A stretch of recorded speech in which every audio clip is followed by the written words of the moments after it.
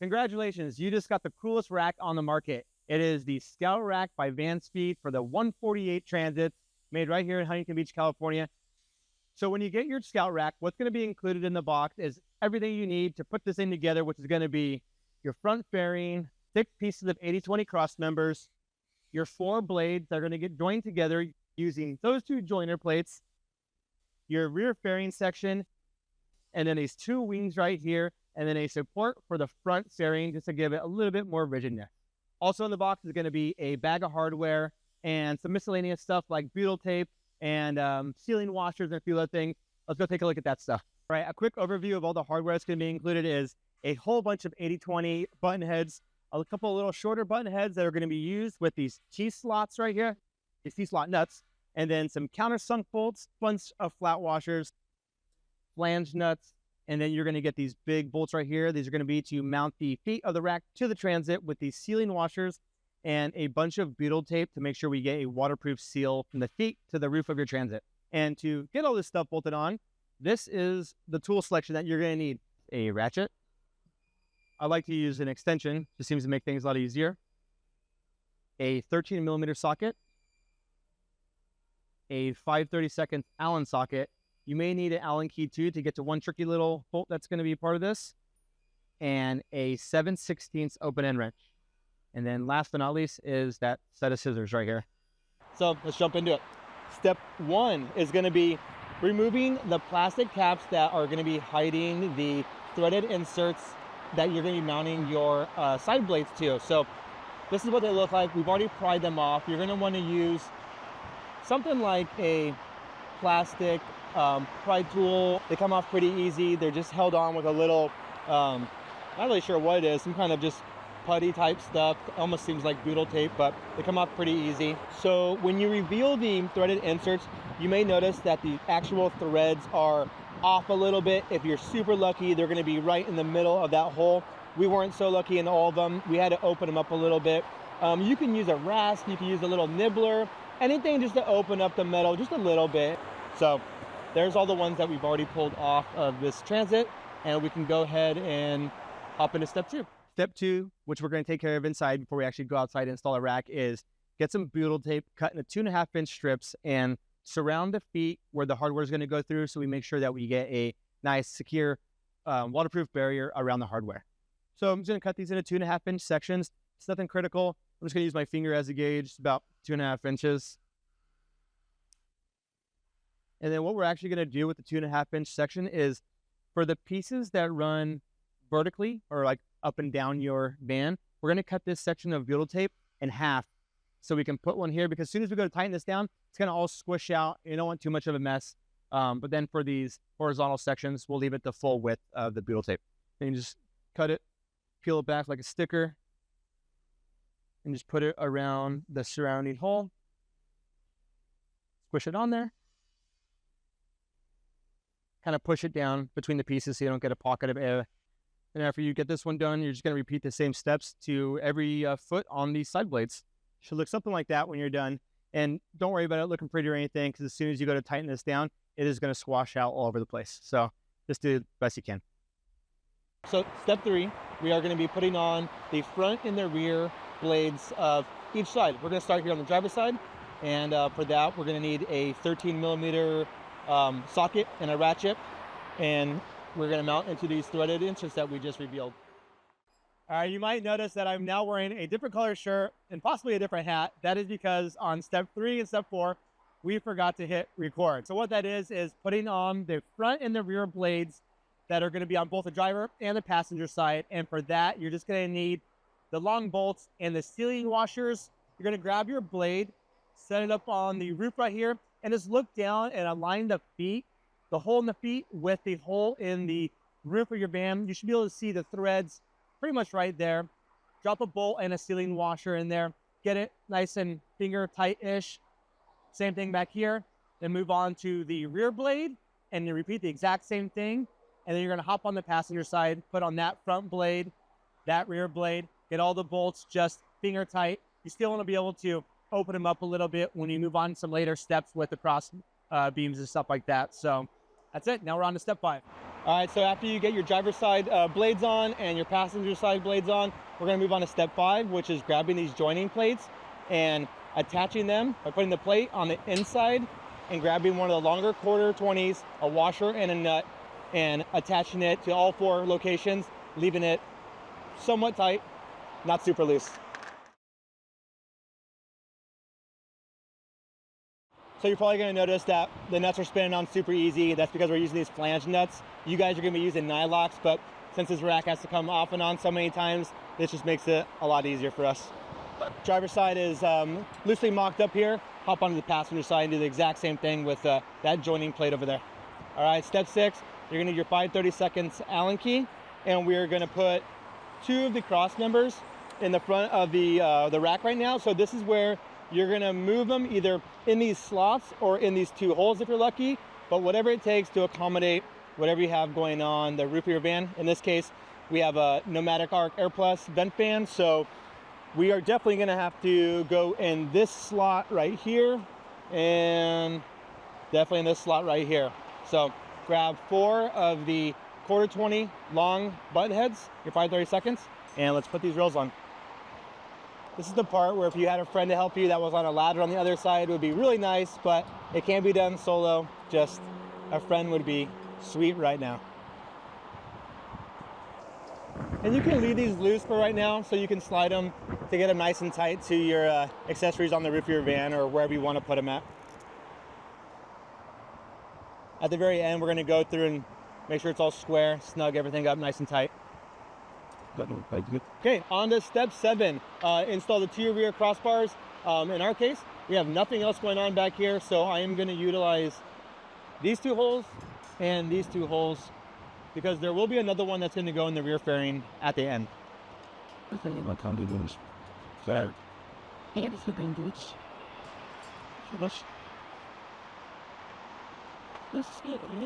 Same hardware you used in the front cross bars. It's going to be the long quarter 20s, a washer.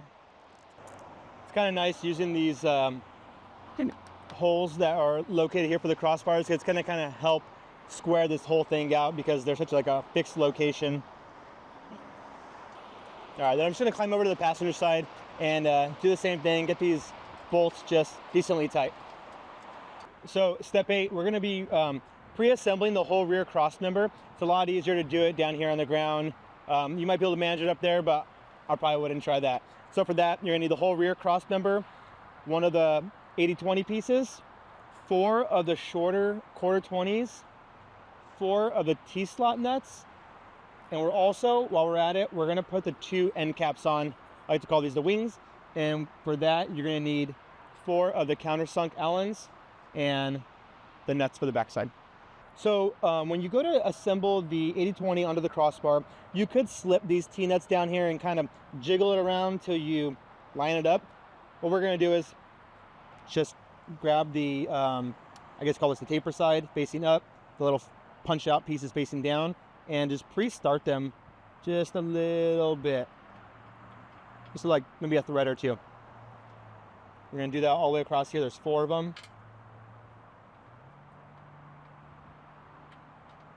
Turn all your T-slot nuts so they are parallel to this right here so you can slide it down this track. And we're going to use the rear rail and we're just going to try to carefully slide it on through. Easier said than done. All right, get it centered up and then go ahead and tighten down the bolts.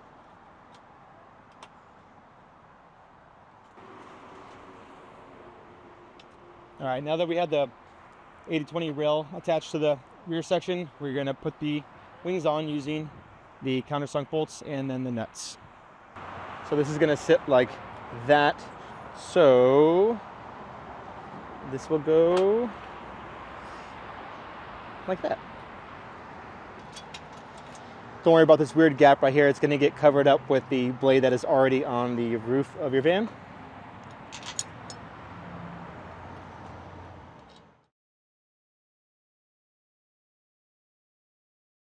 When step 8 is all finished, what you should have with the finished cross member is a section that looks like this, with the 80/20 rail still exposing this channel right here, and then the two end caps looking like that. Now we're just going to install this whole entire deal up on the rack. All right, step 9, we're going to just install this whole cross member that we just pre-assembled down there. And for that, you're going to need 2 of the 1/4-20s with washers, and then a 1/4-20, a washer, and a nut.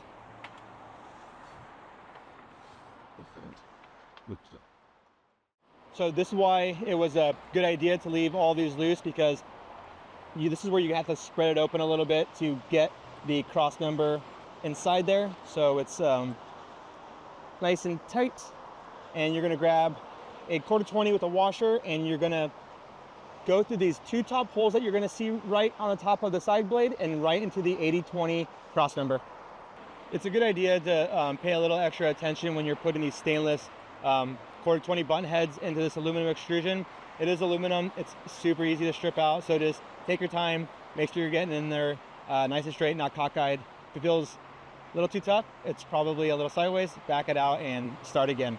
So the third location that you're going to be using the bolt washer and the nut now is going to be the bottom single hole that you see by itself. We got the rear fairing section here all loosely bolted. So step 10 is just going to be going ahead and securing everything nice and tight.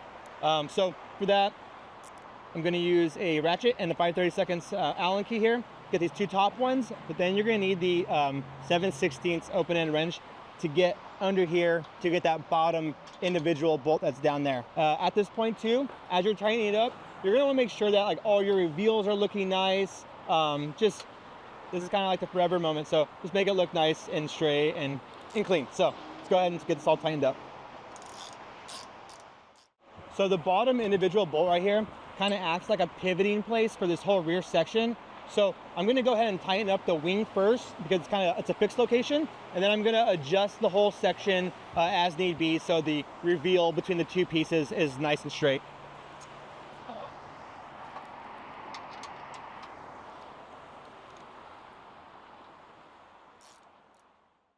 I'm going to hold the little wing up a little bit so I can get that section, the gap between there, nice and straight. Kind of snugging it, then pulling it up a little bit. And then I'm going to give it the final torque because it's nice and straight now. Just like that. So this side's all nice and tight. Going to move on to the passenger side and get all that hardware nice and tight. Okay, I screwed up. When I put the 80/20 section on the rear fairing, I forgot my washers. Never forget your washers. I'm going to go back through and drop a washer in here, and hopefully the T-slot nuts are not going to move on me and I can quickly get them back in there. Well, it's not going to be that easy, but we'll get it. All right, step 11.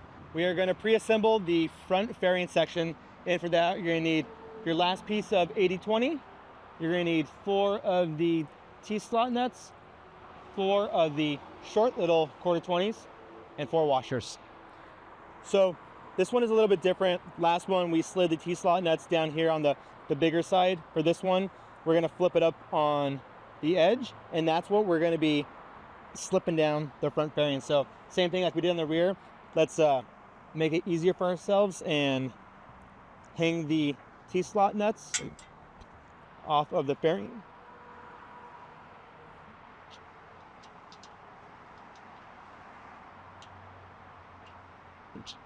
And just about a thread.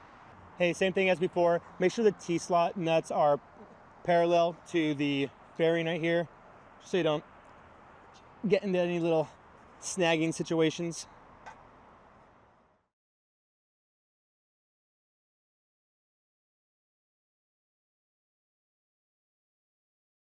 So when you go to tighten these up, you're actually going to sneak it through this little front detail cutout right here. So for that, I have a longer T-handle Allen.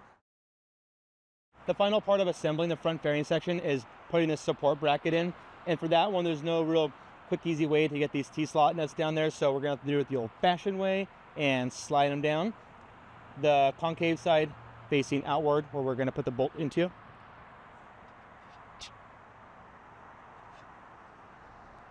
And grab some kind of tool.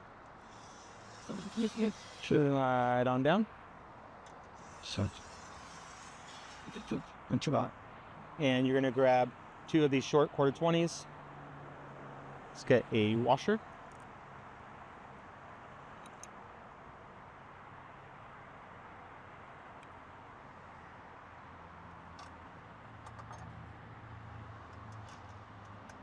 Slide it up as best as you can and hope for the best. So average. Boom. All right, I'm going to leave this part a little bit loose right now just so I can slide it into place to get the last button head and washer and nut onto this center section right here. So along 1/4-20 washer through the front of the fairing, and in your guys' case you're going to be putting a nylock on right now, but in my case I am using a little flange nut. 7/16 wrench and the 5/32 Allen. We'll get this snugged up.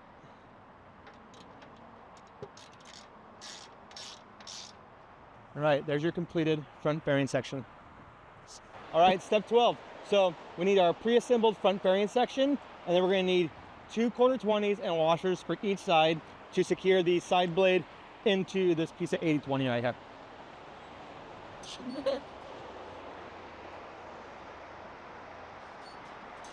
All right, so I'm just going to hop onto the passenger side and get these 2 1/4-20s into the 80/20 cross member. Okay, we're almost done. Step 13 is securing the whole front fairing, and for that you're going to need the 1/4-20s, a washer, and a nut. So there's going to be 2 on each side. You're going to go through the outside rail, and you are going to pop out in the inside of the fairing. All right, your rack is all set up, ready to go, except for the very last step, which is step 14, and that is going through, making sure your 80/20s are in all the locations you want. They're nice and straight. Make sure everything's where it needs to live fully, and you can go through and tighten everything up. Start the inside and working your way out. That's how we would do it, but you can do it however you see fit. But yeah, go through and make sure everything is snug. And I would say after you get like 100 miles on your van and things have kind of settled down, the butyl tape has squished a little bit, go back through and just give everything a little once over, make sure it's all nice and tight. We don't want you losing anything down the road. So, all right, happy building.